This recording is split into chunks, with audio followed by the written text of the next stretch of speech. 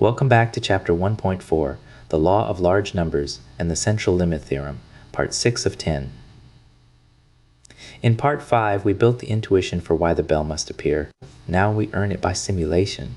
We start from a population that looks nothing like a normal distribution and watch the bell emerge anyway, panel by panel. The honest way to be convinced is to start from a population that looks nothing like a normal distribution and watch the bell emerge anyway. Priya is studying insurance claims, which are notoriously skewed.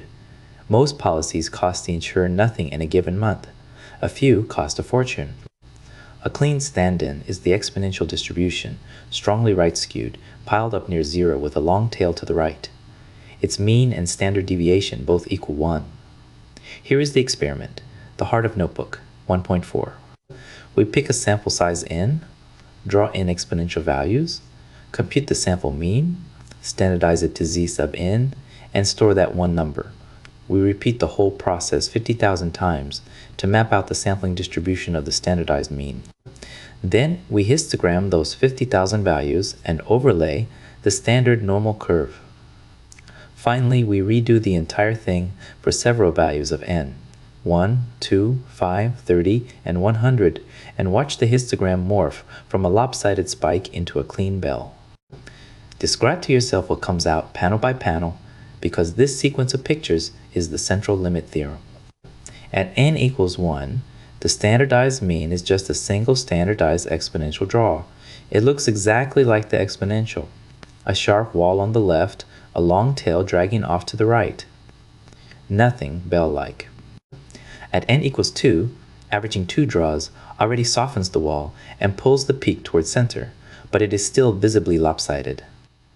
At n equals 5, the skew is fading, a bell is trying to form, the left side has rounded off, and the right tail is shorter.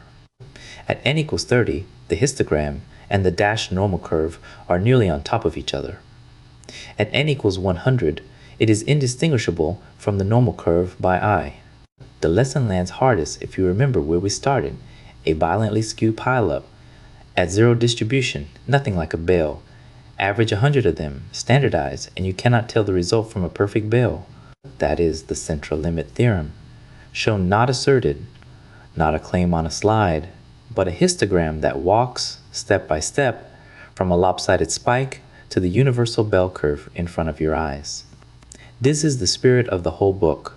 State the result plainly, then make the simulation prove it.